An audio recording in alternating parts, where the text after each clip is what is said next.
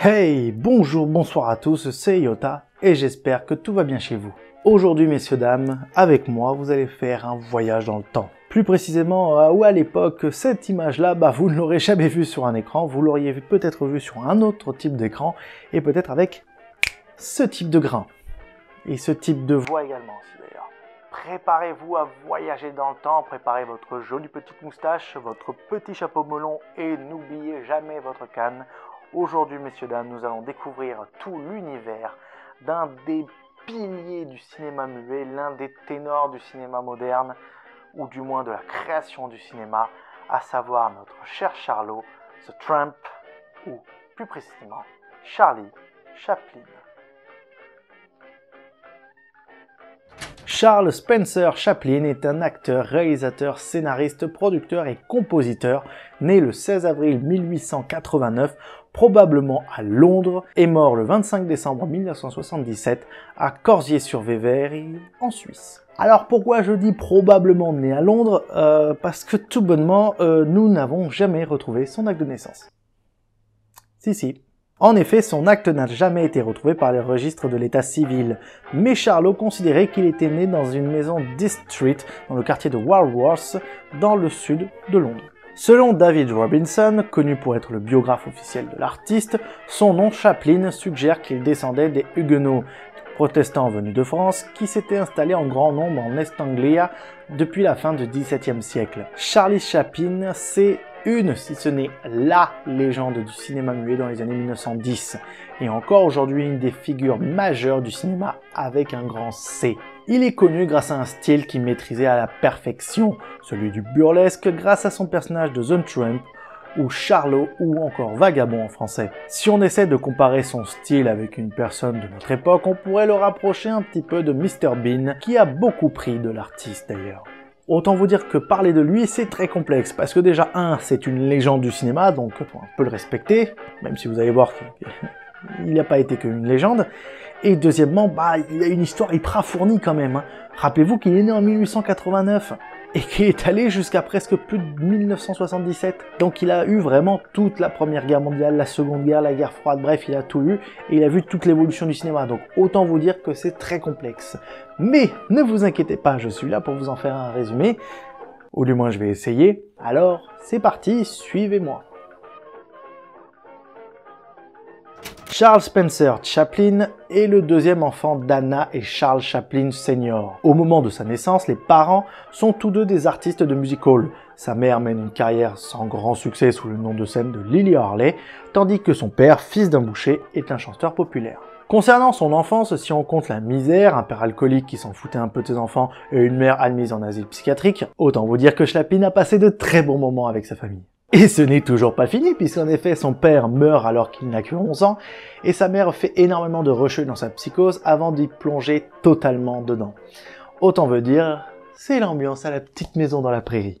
Avant d'arriver devant les caméras, notre acteur commence très tôt à se produire sur scène. Avec le soutien de sa mère, il commence par du music-hall dans la troupe de danseurs Height Lancashire Lad. Mais ne se satisfaisant pas, il préfère se tourner vers la chose où il se sent le plus à l'aise, à savoir la comédie. Il enchaîne les pièces et les compagnies avec la presse qui commence à parler de lui à l'époque.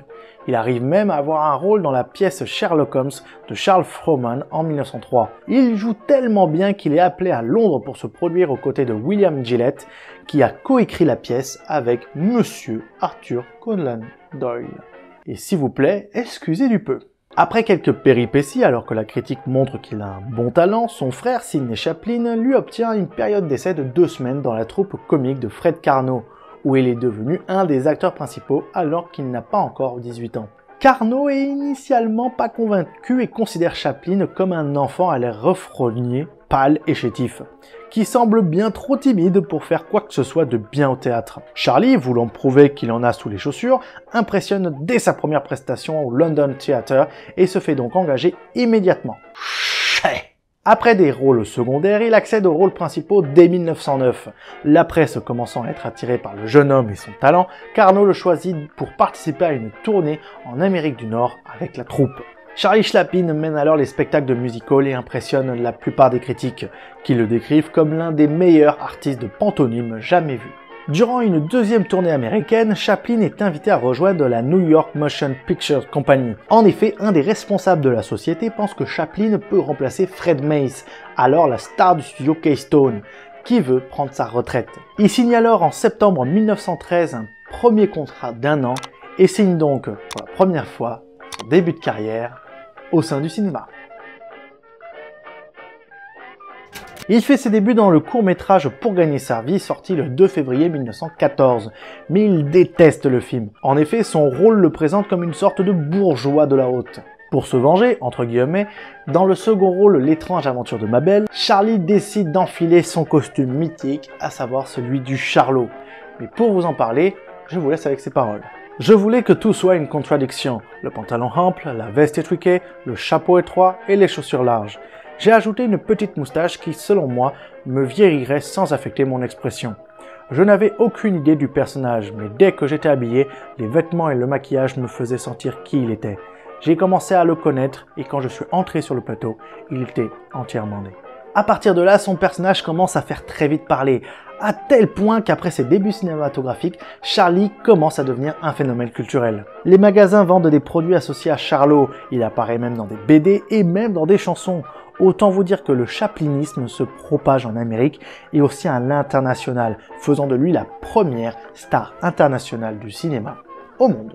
Par la suite, notre acteur va enchaîner des films que nous avons tous vus, comme Les Lumières de la Ville, Le Kid, Les Temps modernes ou encore Le Dictateur. Alors pour cette vidéo, je ne vais pas trop m'attarder sur ces films, sachez juste que c'est des films mythiques, cultissimes et à voir absolument. Donc si vous les avez toujours pas vus, il y a énormément de sites internet qui peuvent vous dire où vous pouvez les trouver. J'espère qu'on peut les trouver quand même, ça reste des trucs mythiques, surtout Le Dictateur et surtout Les Temps modernes. Je vous les conseille amplement le visionnage. Après la sortie des Les Lumières de la Ville, Chaplin n'est pas certain de pouvoir réaliser un nouveau film sans dialogue. Il reste convaincu que le son ne marcherait pas dans ses films, mais est également obsédé par la peur déprimante d'être démodé. En raison de ces incertitudes, le comédien choisit au début de l'année 31 de prendre enfin des vacances et arrête de tourner pendant 16 mois. Il visite une partie de l'Europe et décide spontanément d'ailleurs de se rendre dans l'Empire du Japon. Là-bas, il est témoin de l'incident du 15 mai 1932, durant lequel des officiers nationalistes tentent un coup d'État assassinant le premier ministre du Japon de l'époque, à savoir Tsuyoshi Inukai. Le plan initial incluait aussi notamment de tuer Chaplin, afin de déclencher une guerre contre les États-Unis. Mais son fils Takeru Inukai assiste à une compétition de sumo et avait invité l'acteur, ce qui lui a probablement sauvé sa vie.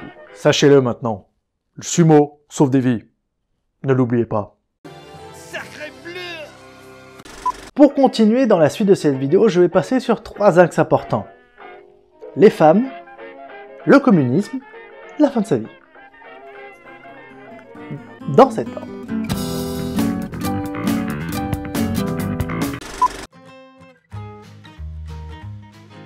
Sa relation avec les États-Unis et notamment avec le FBI. Et vous pensez que Chaplin va être discret? Vous ne connaissez pas assez Charlot. Les Américains, ils ont une méthode à le faire. Un garage automobile.